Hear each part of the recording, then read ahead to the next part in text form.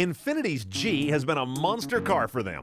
Now it's called the G37. Let's see how this all-wheel drive version works out, and check the tech.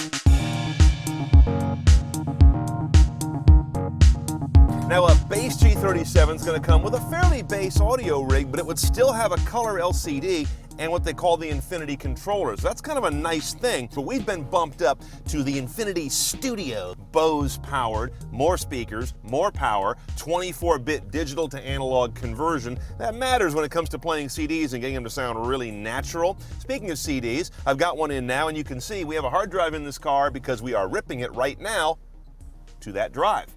9.3 gigabytes of user available space. So that's enough to recreate a pretty good size iPod, right? The other thing about the hard drive is it powers the navigation system, and that's a real delight. Look how fast things happen as I bounce around to enter an address. And by the way, this is while I'm ripping a disk in the background, so we're multitasking here. And now notice once I've got a destination underway, I'm in my bird's eye view. And when you're in cities and larger areas, you'll actually get a look at buildings. This is an Infiniti thing that's not exclusive to them, but it's one of their favorite tricks. And of course, with XM, we have XM nav traffic. You see the indicators there on the road, how the flow is going. So this is a well-rounded system. The only knock I would give it is it still has a somewhat crude map database in terms of the resolution and the rendering of the map.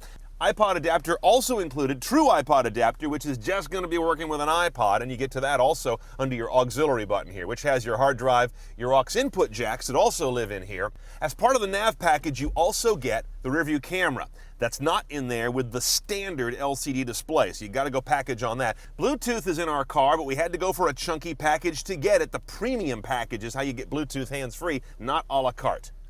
Now, Infiniti and Nissan are known for their 3.5-liter V6, but this one's grown up a little, as you can tell by the model number on this car. It's a 3.7-liter V6, which bought them some more horsepower, 330 horse. The torque barely moved, 270 foot-pounds, kind of a little more delta between those than I'm comfortable with, but of course, it's a rever, and that works. Oh, by the way, a G37 has what Nissan calls scratch shield paint. So, I'm not going to do it, but a tiny scratch in this paint in the clear coat should actually knit and heal, they say. It may take a few days, as I understand it, but it will gradually do it. And it's only for really tiny scratches, so don't go around keying your car to impress your friends how well it works. On the backside of the engine is a 7-speed Sport automatic. I beg to differ. Yeah, it's sporty if you shift it manually, and it does give satisfying throttle blips to match the RPM on downshifts. But unless you want to sit there and babysit the gearbox, you're stuck with drive. In general, it seems like the car is often caught flat-footed when you need some oomph, which doesn't make sense given the engine. That motor is a smooth revving jewel and ready to romp, but this gearbox just numbs it all up unless you tend the gears one by one. Nissan's Atessa all-wheel drive system worked out better for us. Basically, this car tries to be rear-wheel drive all the time, but when slip is detected, up to 50% of the power can be sent to the front wheels to help out. We were out romping on one of those slick days when it hasn't rained for a while, and the system seemed quite transparent and kept things in place without that remedial intrusion of stability control. An all-wheel drive G37 Coupe starts at almost 40 grand, but swallow hard because you still have to get your arms around 3 rather chunky packages if you want to get all the tech.